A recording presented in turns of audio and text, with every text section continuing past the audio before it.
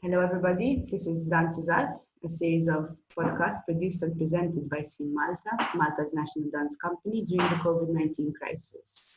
The letters making up the name ż finMalta are the starting point for the 9 themes to be presented over the 9 weeks. The program aims to highlight the myriad ways dance features in our lives. It's also an opportunity to draw on the opinions, ideas, and perspectives of the many voices in our cultural ecology.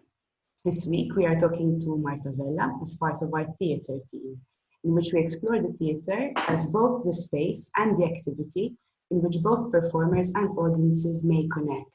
So Marta, tell us, what is your earliest or most vivid memory of dance? That's an interesting one. I don't know if it's the earliest memory, but my mom always says, so I actually started doing ballet when I was 6 years old with Mary Jane Bellia. And she was a colleague of my mom who is in the arts as well. And we were at trade fair in Nashar. It was the annual outing for so many Maltese families. They had done some sort of performance there. And I asked my mom and I told her, I want to do that, keeping in mind that I was one of those kids who wanted to do everything every 5 minutes. So my mom was just like, yes, all right. And I kept nagging. And to shut me up, Miskina, she's like, I don't have the money for ballet classes. So fast forward 10 minutes and Miss Mary Jane is speaking to my mom and she's like, Joss, she's like, Ya Hasra, my heart's breaking. Look at that child there. She came up to me and she said, can I come to your lessons and can I dance with you? Even if my mom doesn't have money to pay for lessons. And that was me. Like, so she was talking to my mom about her own kids. And my mom obviously like turned purple, probably. She just wanted the ear to swallow. She's like, no, Mary Jane. She's like, that's Marta. She's like, that is my daughter. She called me, obviously, my mom with her traditional, she used to just bite her index finger. She was like, Marta, Yes. What did you go to? And I'm like, Ma, I told you I wanted to dance. And very, very rightly so. That's then how I started my dance classes with Miss Mary Jane, which lasted the whole of 9 years. So Wow. It was a very long career over there. Yeah, so I think that's a pretty vivid memory. So looking at your bio, I see that you are a performer, a writer, and a director, and most recently a festival director too. Can you tell us a little bit more about the different hats you've put on in the theatre world and the chronological path these roles have taken in your life? Which are the roles that you sit more comfortably in, and which are the ones that you find the most thrilling? Wow. Dun, dun, dun. That's quite the complex question, eh?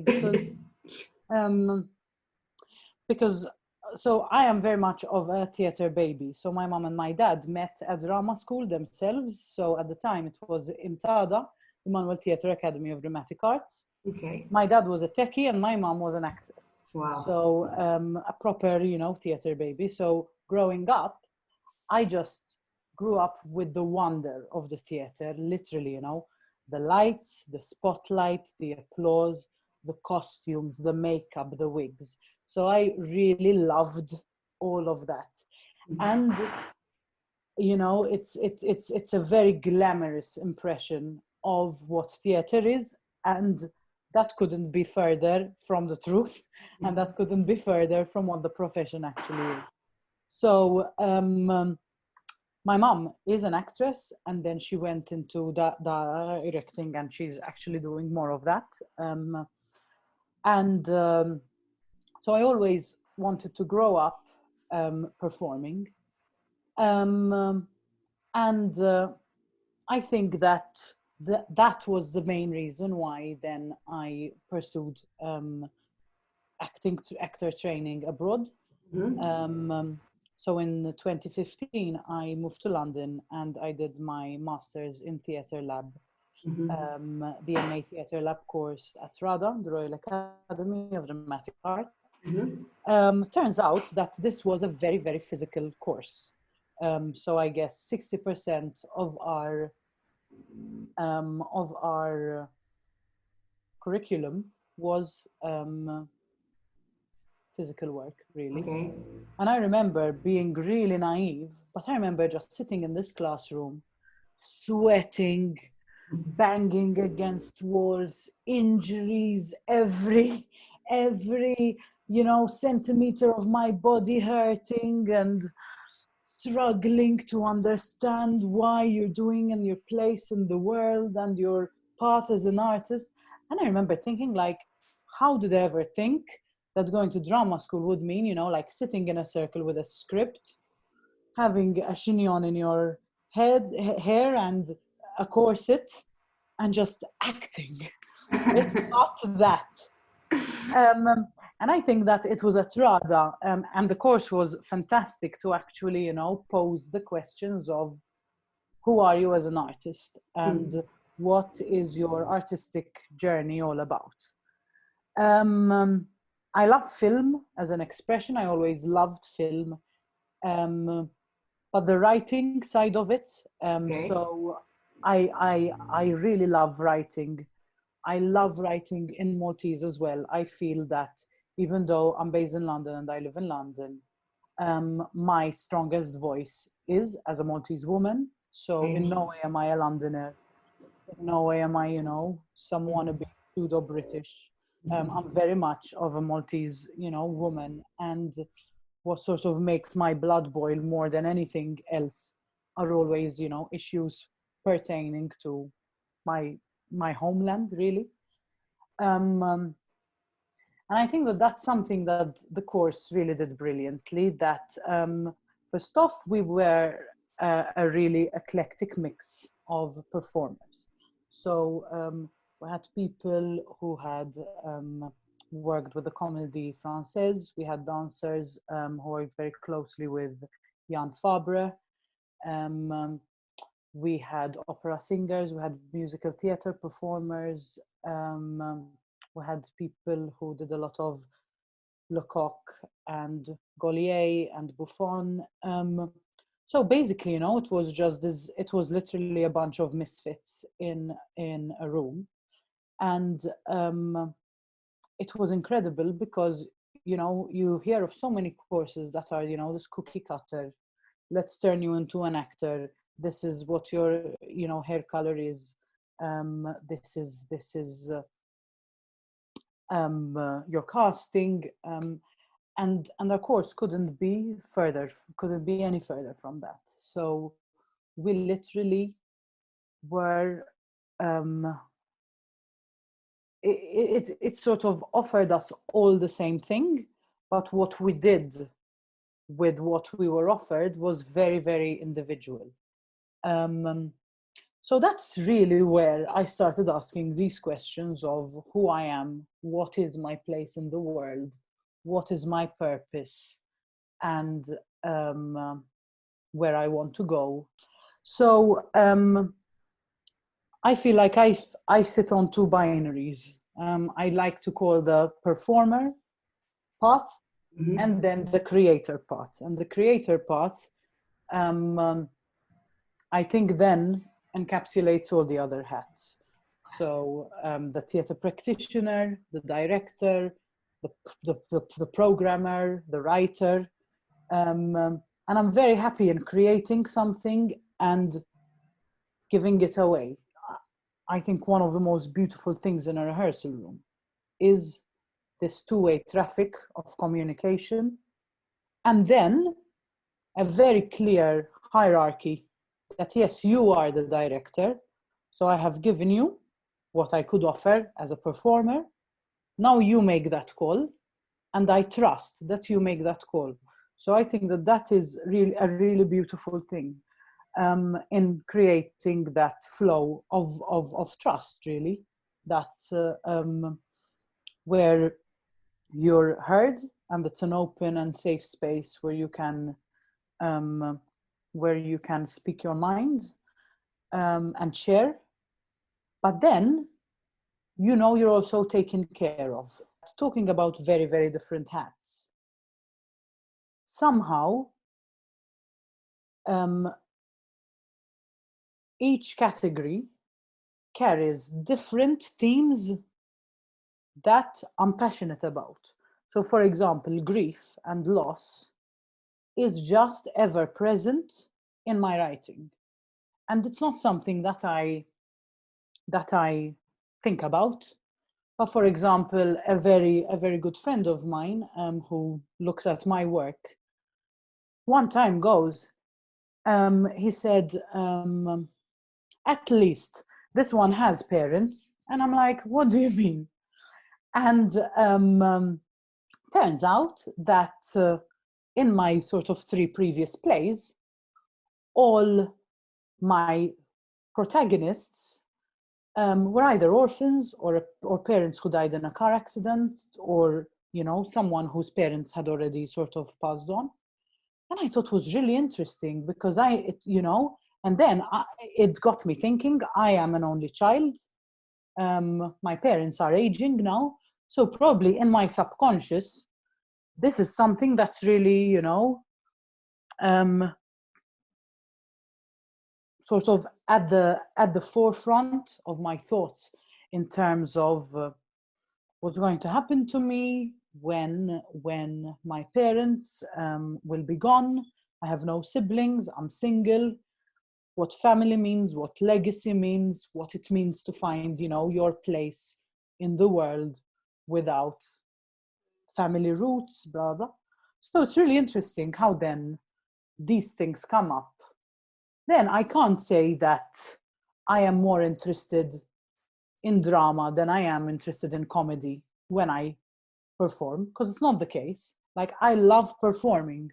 It's such a journey for which I think I'll never have any solid answers because they keep changing, One of my favorite quotes ever is from Anne Bogart, who's just a wonderful practitioner that I follow very closely, and I had the honor to meet and work with. And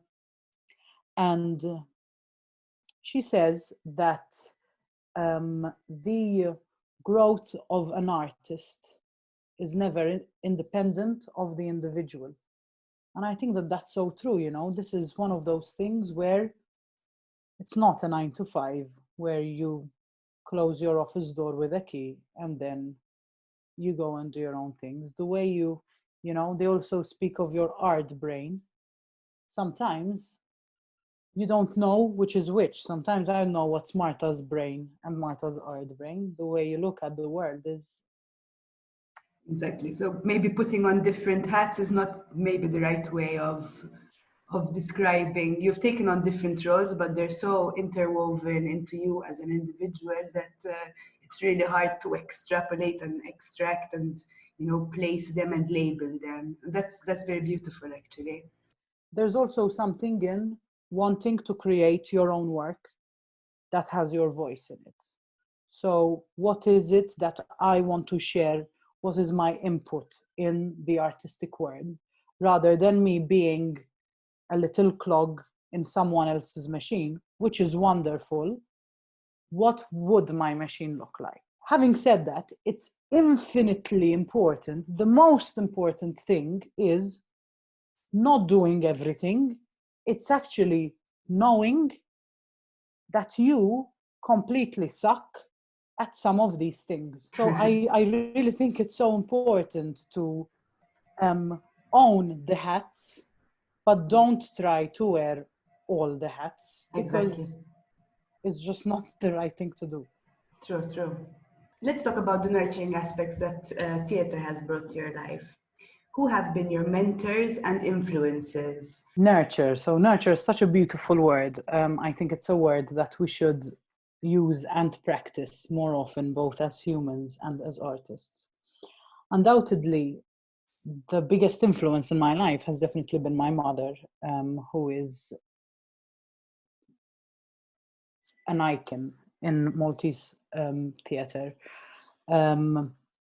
She's a fantastic actress, a fantastic director, visionary, you know. She was ahead of her time. She is ahead of her time. She's in her 60s now, and she's still so alive and so vivid and so relevant. And obviously, being her child, not only has she influenced me greatly, but there's also been a massive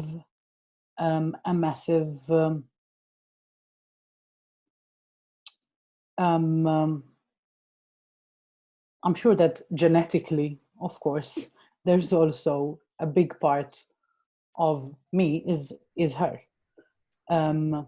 So that's definitely her. On a local level, you know, everyone who worked with me, who I worked with actually, left a mark, positively and negatively. So I've had some horrid experiences locally and abroad where I just observe and I say, I would never want to be like that. That would never be my approach. And I think those are just as valuable lessons. Yes, they are influences as well. Very, very important. On a local level, I would say that Denise Mulholland, Nanette Brimmer, and Tony Attart, who are not just, you know, incredible artists, but mentors and friends. They've always, you know, really, really supported me. Nanette and Tony were some of the first who gave me opportunities and cast me in their shows. And I learned so much in terms of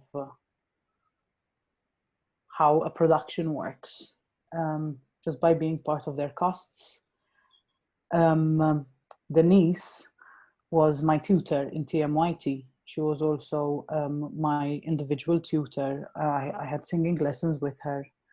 And I also, and she trained me for my drama school or auditions. So she was literally the first person I called when I got accepted to RADA. But I think the name that really comes to mind when you ask this question has to be our course leader, Andrew Wisniewski. So Andrew used to teach on the MA Theatre Lab course, and he was also the head of MA courses at RADA. And there were two instances, there were many, but apart from, you know, just a wonderful thing where his door was always open. So you're you know, having a crisis and you can always go knock on his door, sit on the sofa. He'll make you tea, you know, lemon and honey. So there's that element of nurturing, which is priceless, really, compared to many other institutions who have, you know, your Tuesday or Thursday afternoon contact hours and you need to pre-book. Andrew was never like that. I remember, and this story just really makes me very, very emotional. Part of our course was to perform a Greek classic in ancient Messini. Okay. So over Easter break, the whole class went to Greece. Wow. Magical 5 days. And we did The Women of Troy, and I was playing Helen of Troy. Oh. So we landed, and I remember it was a Wednesday. We landed and we had rehearsals in the evening immediately. Performed. Andrew and his partner came and met us at the airport, and then met us at the accommodation. Then we had rehearsals in the evening. Then Thursday morning, we had we had this amazing performance in this incredible Greek theater that's 1,000 years old. So you're performing a Greek classic in this incredible theater. I mean, magic. It was a great success. You know, the locals loved it. Then we were taken by Andrew and Colin to this tavern, and we just had this Greek feast, flowing wine. Then we went to his house and we had ice cream and more wine. So it was just like the most beautiful day. Wow. And then in true Andrew style, he called us together to give us notes. And we're all, you know, exhilarated. You know, we had a couple of glasses of wine or bottles at that stage. We're like, notes. Anyway, I remember he gave us one note, which was dare more, just dare more. And we're like, again, huh? Okay, yeah, okay. And then he told us that he couldn't attend our next show because the previous day his mother had passed away. So he had to fly home to get that sorted. Okay. And I remember, first off, Andrew is an only child, like I am. So he was obviously very close to his mother, and he always mentioned her in classes. And I just remember how this man, so selflessly, he just went through something so devastating and personal, and he just held on to it. So, you know, these 16, 20-something-year-old idiots who are living it up in Greece have a great day and have a great show. Yeah. He gave us the best day ever, didn't let anything, you know, mar that experience. And I remember, you know, looking out at this beautiful view, you know, olive trees and the sea, and I remember just thinking, this is unconditional love. Yeah. This is what love is.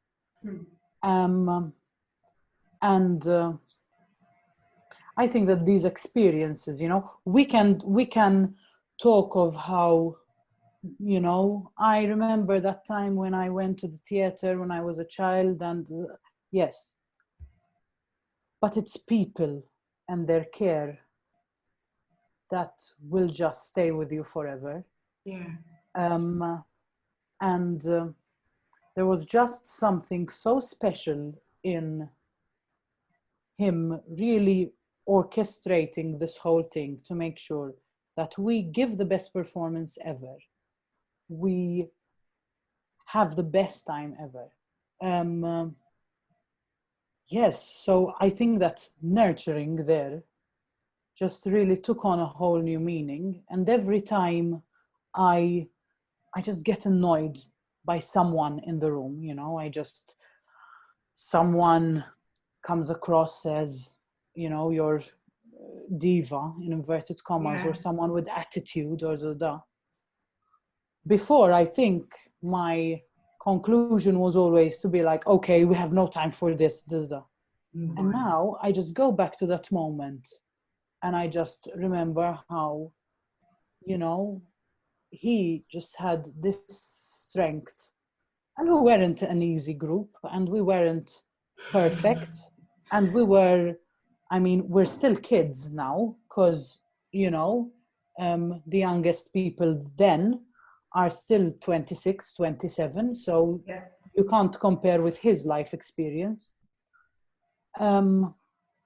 But that, you know, selfless decision really, really stuck with me. And I think it's one of the biggest, most important lessons of my life. And if this podcast had to be about unconditional love, you know, people would say parents would talk about the love they have for their children.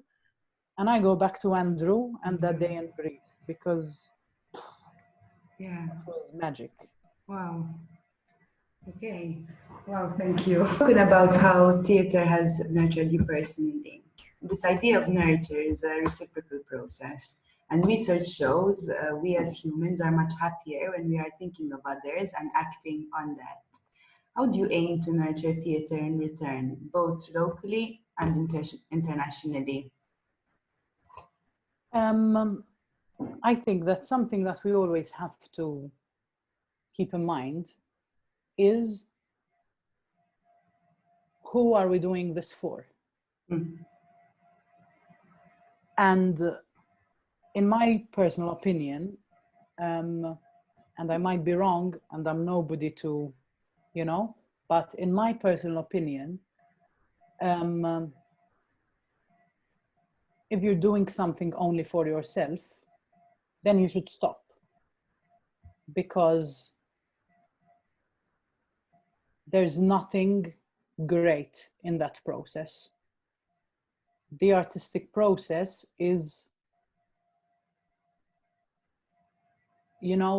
when, again, if we had to do this podcast 5 years ago, and you would be like, so why do you like being an actress? I would have said, ooh, I get to become all these characters and, just do all these roles.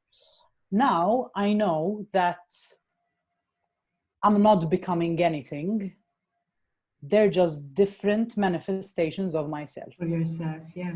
So the reason why we watch Hamlet 10, 20 times in a lifetime, we know the plot, we know there's a ghost, we know there's a murder, we know he's dying. There are no surprises, there are no edge on your seat moments anymore after the first round.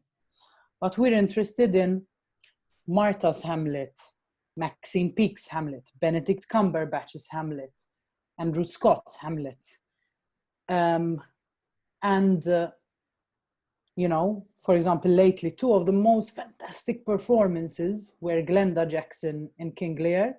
So Glenda Jackson's King Lear and Ian McKellen's King Lear. Yeah. Magic.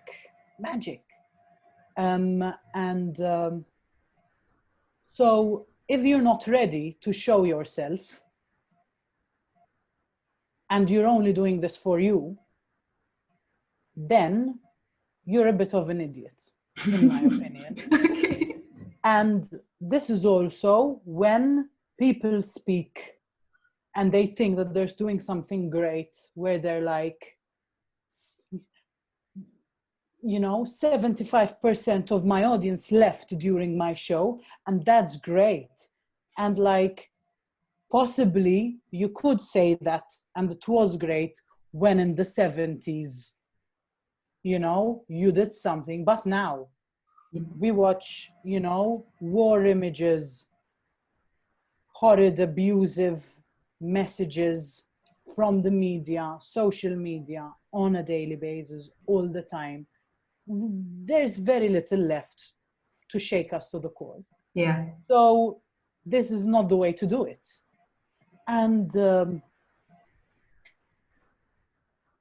also, if you create, the care you have to put in when you create something doesn't change if you're doing a show for 7 people. So if you're doing a one-woman Medea, where I've been to a show like this in Barcelona, where it was a one-woman Medea, and it was 12 of us around a dining table. We all had a glass of wine. 1 actress, 11 members in the audience. Wow. Or a Medea in, a massive Greek theater with an audience of 3,000 people. Absolutely no difference in your commitment and in your, there is difference in technique, in projection, in, different levels of connection to an audience, but your approach as an artist shouldn't vary from one thing to another. So I think thinking about the audience is paramount. And having said that, I am not a fan of converting an audience. I'm not a fan of teaching an audience. So I am currently an artistic director for a children's theatre festival. I never have a conversation with an artist where I'm like, let's do a show to teach kids that bullying is wrong and harmful. Never, never. We do a great show, and then the lesson will come through. But we never start.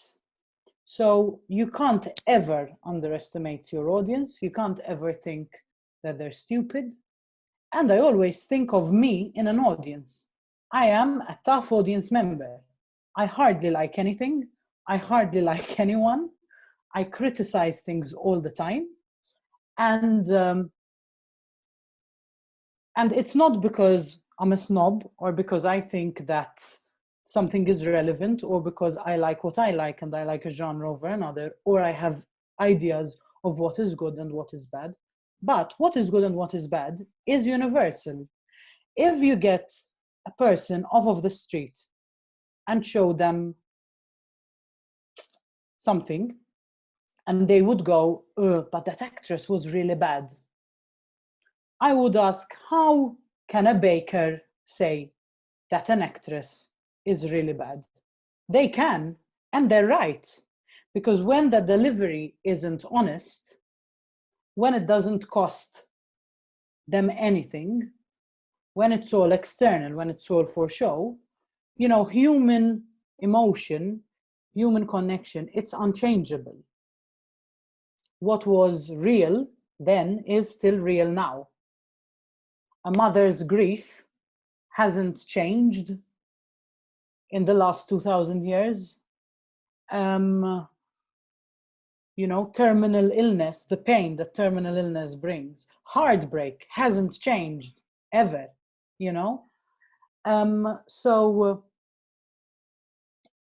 I think that keeping your audience in mind is crucial to anything you do. And, you know, I've seen shows with just a handful of members in the audience, and they changed me forever, and they're beautiful experiences that I'm going to carry with me forever, because that actor, that performer left their guts on the floor. So has your approach to theatre changed in the present times amidst the coronavirus pandemic? And if yes, how? The answer is definitely yes. Mm-hmm. I have a massive resistance towards anything online and towards anything that has to do with the screen. And so it really took me a while. And personally, right now, at this moment, I'm still not being creative as an artist. So I'm being productive, and I am able to deliver work and to sort of keep those commitments going. Mm-hmm. But in terms of what, you know, lights my inner fire, it hasn't been relit yet. Yeah, nothing replaces the... Exactly. I have a feeling that the reason is that the medium that I love so much is so far away at the moment. Yeah. And what's being asked of artists isn't to create, it's to reimagine who they are and their medium, and transpose or adapt. What has been great and incredible is, personally, I feel like there are many things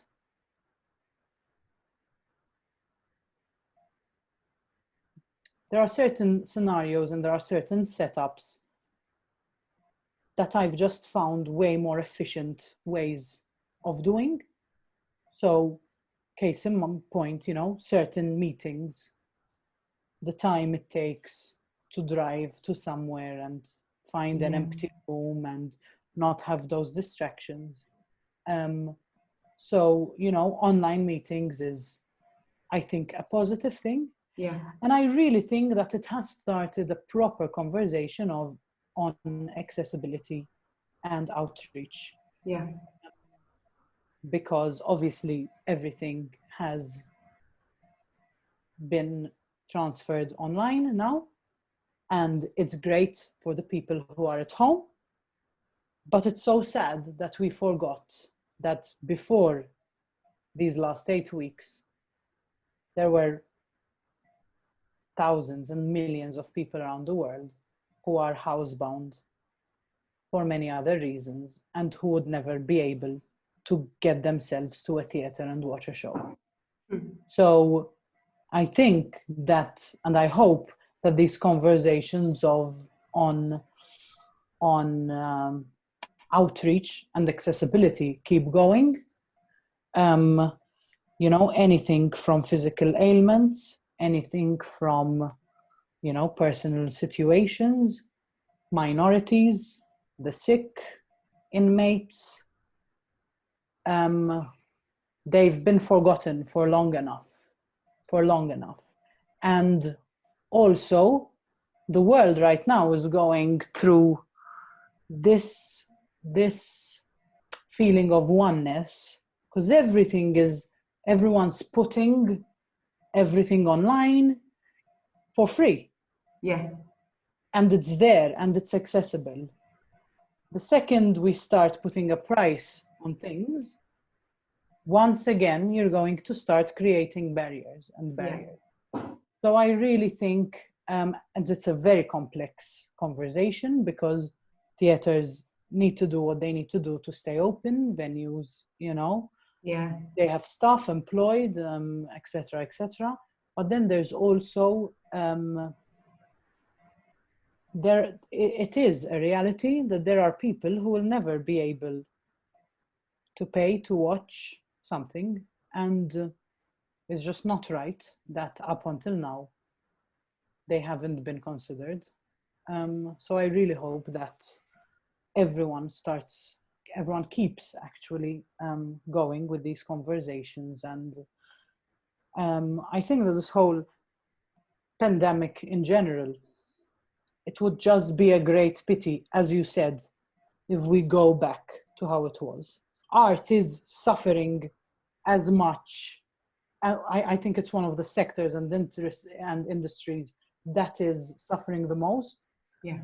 But I am confident that it will, you know, rise like a phoenix from the ashes when the time will come for it. Because the power of the magic of the live will always keep us coming back for more, basically. Yes, I don't think anything will ever replace that. Nothing can. Yeah. That's really nice to hear, actually. So, thank you.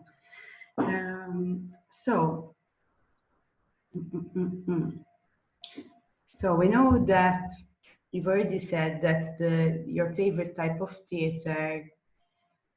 Wait, actually, I'm going to start again. What is your favorite type of theater in terms of process and method, and in terms of presentation? And does it affect the way you prefer to communicate with audiences? This is a funny one, and I get a lot of flack for it, actually, because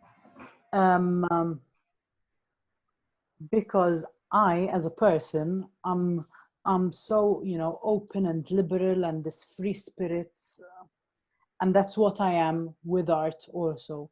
But then there's such a traditional Puritan streak in me. So I love the classics.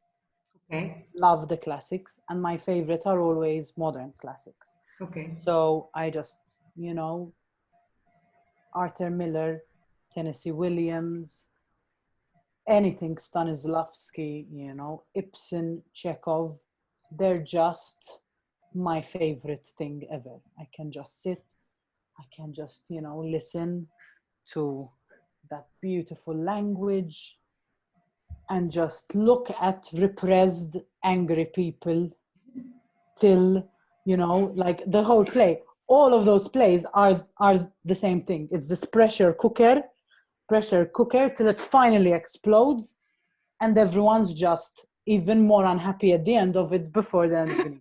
Love it. Love it.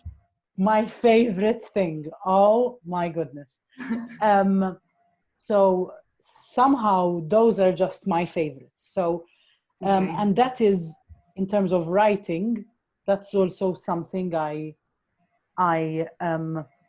strive to dream of achieving one day even.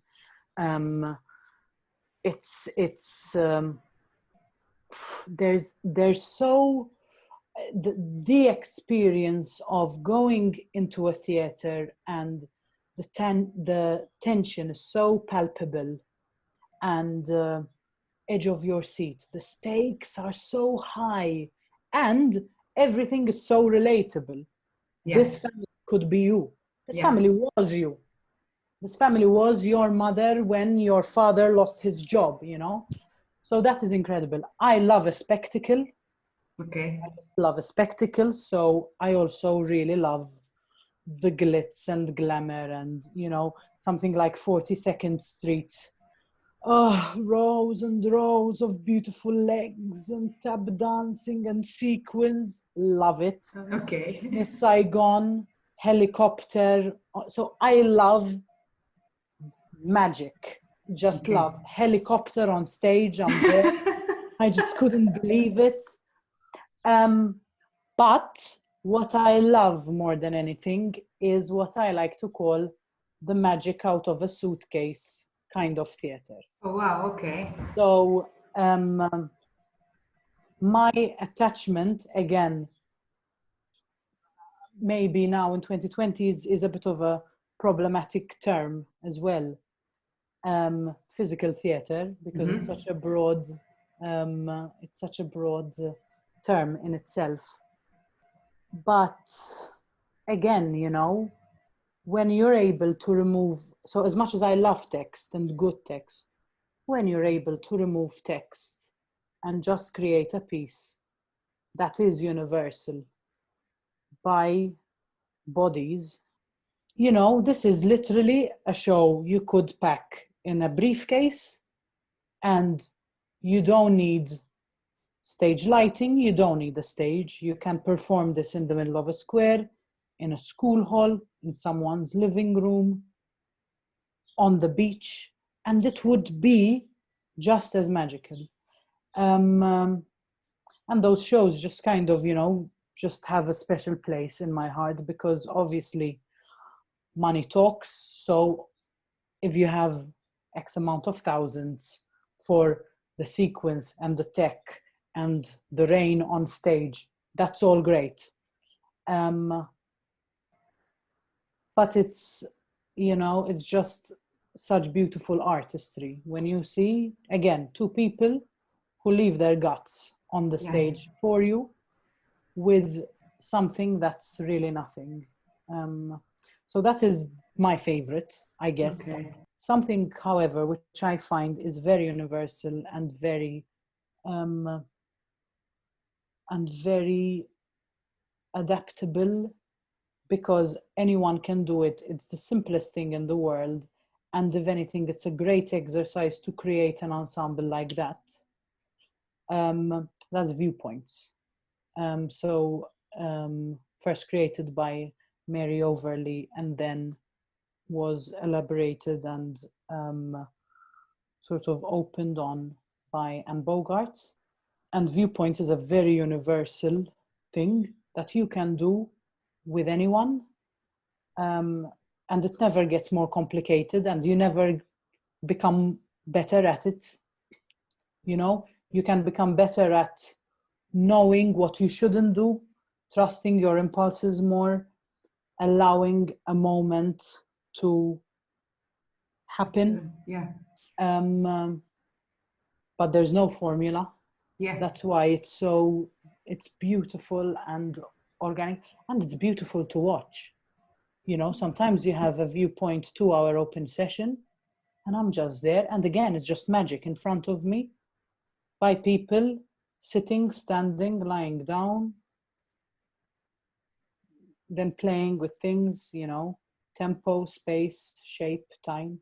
Oh, beautiful. I never heard of viewpoints. Beautiful. Let's do it. Definitely going to look it up. But we need to be in the same room, so post-pandemic. Okay. And get together. Viewpoint. Just a beautiful thing. Lovely. Okay. Cool. And maybe this is related to the next question, maybe not, because we're talking a lot about physical theater and now also viewpoints, which I don't know, it comes across for me as very something that movement can inspire. So as a dancer myself, I'd love to know more about the theater practitioner's relationship to movement.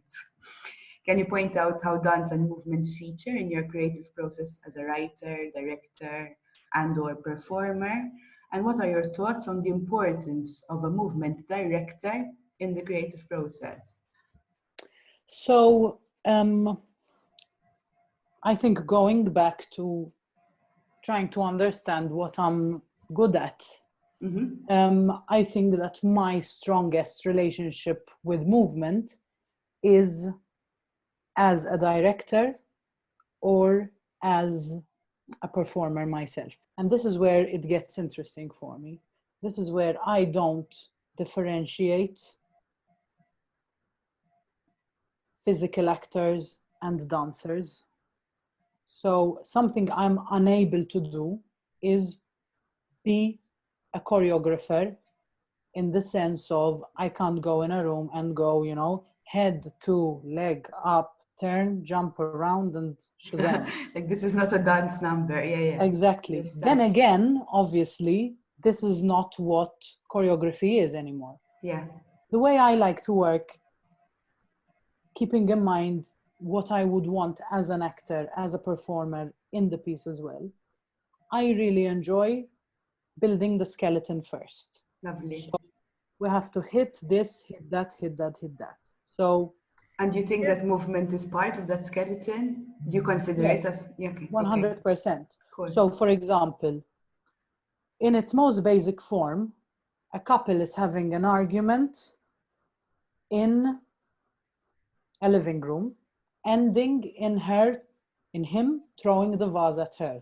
Okay. Bad assumption. That's always the woman who throws the vase. Wrong. In fact, I was happy when you said her throwing the vase at him.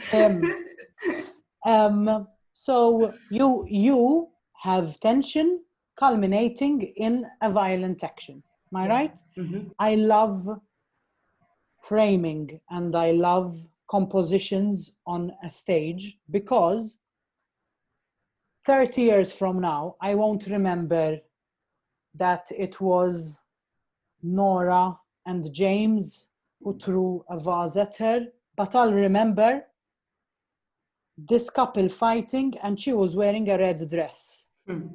So I'm very visual and I always think of imagery because image and pictures are what sticks.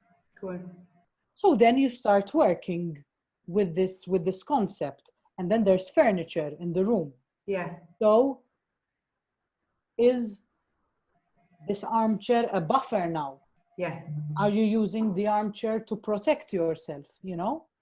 So what I usually like is to say, so you walk in, he immediately goes to the bar to do another drink.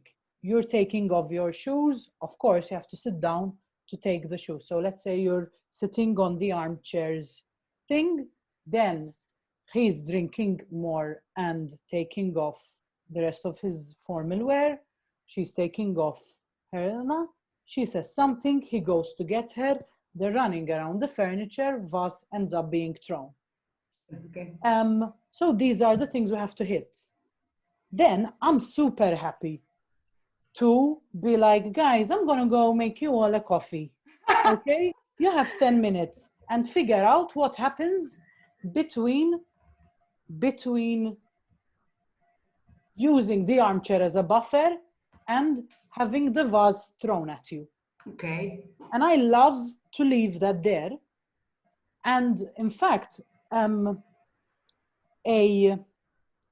sometimes I feel like a role rather than the semantics that sort of carry with it, carry with the word choreographer or director. I really like the word curator, because especially when, you know, the artists come up with material themselves, and then you could very much be like, wow, I really like A and C, but that transition, let's create some height. So how could you get from A to C with a lift? Wow. Okay. Okay. And I, for example, I won't be in the room with żfinMalta dancers pretending that I know how the technique of a lift works. Yeah. You know? So I am very, and that's why I use the word curator, because I know that this is my role and this is what I can offer. Yeah. And I completely trust that you guys will come up with a better lift transition than me. So I'm great at being in the room, saying everything and nothing at the same time. which is why, you know, this collaborative trusting process is so important. It's important, yeah. Because we're not puppet masters. We're not there, you know, pulling strings and expecting performers just be puppets in the room for us. I'm also obviously very, very interested as well in these blurred lines of actors, and I know that żfinMalta has done several collaborations. I think, you know, this is a wall that we really need to break, because the second you give dancers text, then they become actors. But having said that, then an actor who doesn't have text is a dancer. I love, you know, these conversations of how we can blur these lines and overlap these fields. And I think that the more open we are, we can actually stand to learn a lot, that we're a lot more similar than we are actually different, you know, and bodies are a wonderful thing and, you know, capable of a lot. And I'm so sick of these stereotypes, you know. These are what these guys do, these are what the others do, you know. Let's like come together more and just keep creating and enrich each other through it.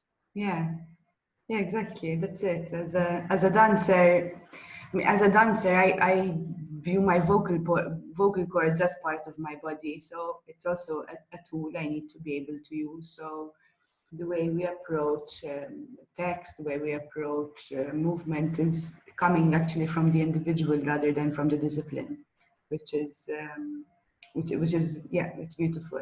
All right, Marta, thank you very, very, very, very, very, very much. Yes, I really enjoyed it.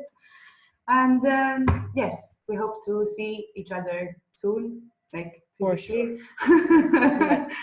Can't wait to be in the same room, shouting a bunch of nonsense to dancers and have them create something wonderful.